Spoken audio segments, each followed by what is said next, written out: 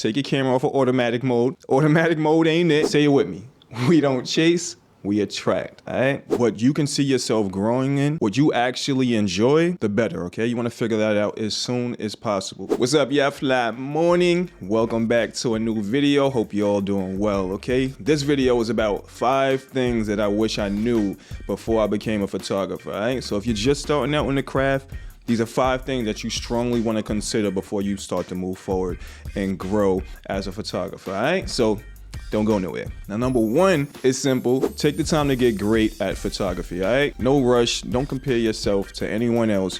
Really take the time to learn the camera and learn the settings, all right? Take your camera off of automatic mode. Automatic mode ain't it. Take the time to learn manual, okay? Get familiar with your shutter speed, aperture, your ISO. There's plenty of information everywhere. You can learn a bunch on YouTube, Google alone. You can look into mentors, books, courses. Just really take the time to learn your camera, right? Once again, shutter speed, aperture, ISO, how they work and affect the camera individually, how they all work in conjunction with how they all work in conjunction with each other. Really take the time to learn photography, all right? That's number 1. Number 2 is learn your niche, right? When we first start out, we're doing a little bit of everything, which is fine because you want to get your feet wet, you want to get some experience. You might be shooting your friend's birthday party, you might be doing a couple events, taking pictures of products, taking pictures of whatever it is. You might be doing a bunch of things, but the sooner that you can figure out what you can see yourself growing in, what you actually enjoy, the better, okay? You want to figure that out as soon as possible. You want to be a person that's great at one thing, that's great at a few things, instead of a photographer that's okay at a bunch of things, okay? You want to find yourself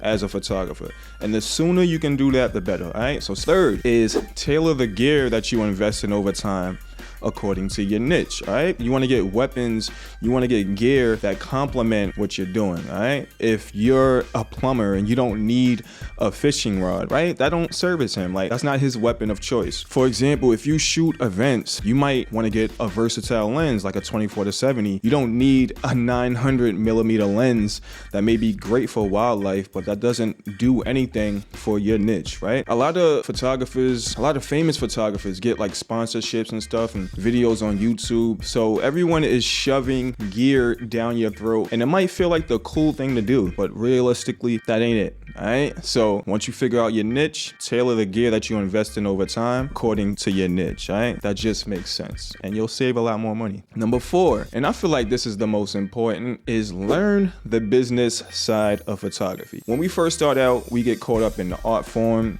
and the creative side of things, which is important, which is very important, but we also want to learn the business side of photography. If you're looking to grow as a photographer, if you're looking to be a hobbyist, then this might not apply to you, but really take the time to learn the business side of photography. There's a book, I forgot the name, but I'll link it in the description. It's textbook style. It's a great book to refer to and teach you about the business side of photography, licensing, and a bunch of other things. Once again, I'll link it in the description, but invest in books, courses, mentors, one-on-one sessions, people that came before you. Just really, once again, really take the time to dig deep and learn the business side of photography, because this is an art form, but it's also a business, a thriving business at that. Think about it. Every company that you know needs photos in some way, shape, or form. They need to promote their products, right? And with that being said, you want to learn the business. So learn the business side of photography.